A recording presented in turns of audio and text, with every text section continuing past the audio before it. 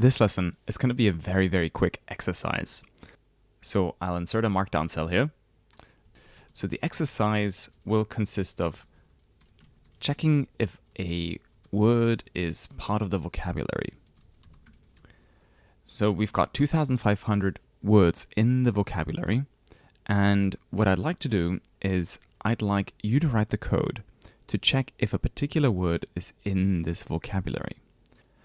As a challenge, can you write a line of code that checks if a particular word is part of the vocabulary?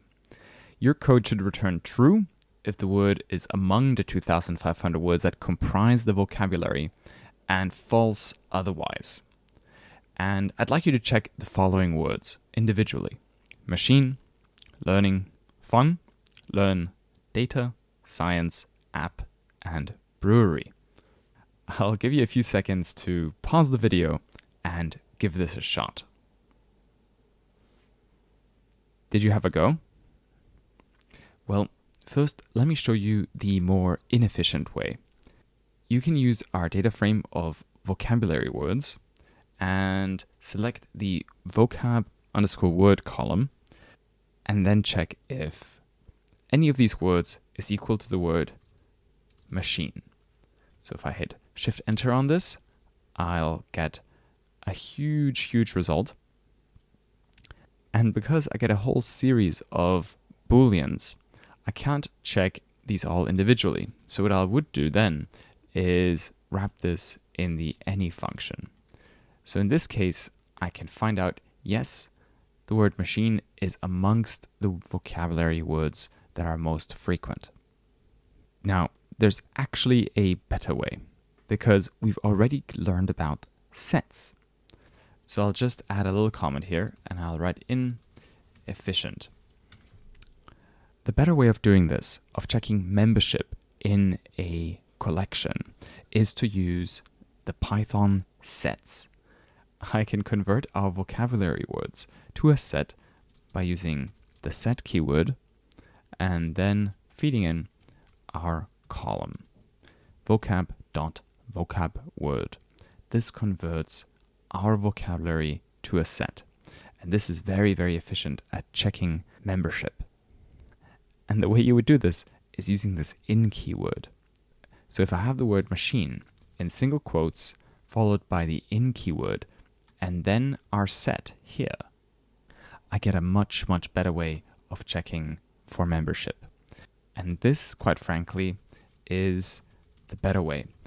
Now, if you're just executing one line of code, you might be like, well, why is this inefficient, right? Why is using this any and this logical condition here inefficient? And the thing is, yes, you wouldn't actually notice in this case, right? It's a very quick thing to execute. But if you're running a loop, if you're running something that runs thousands and thousands of times, then you will actually see a massive difference in the compute time using sets versus another type of data structure. Going back up to our list, let's see which words were actually among the 2,500. So machine is true. What about learning? Learning is false, right? So learning is not amongst the words. But that could be because of the stemming, right? So if I write learn instead, then it is indeed included. The word fun is as well. The word data is as well. The word science is as well. The word app, also among the 2,500 most common words in our data set. And the word brewery is not. Yeah, so this one is not included. Brewer, also not. And brew, also not. Nobody uses this word. All right, so that completes the challenge.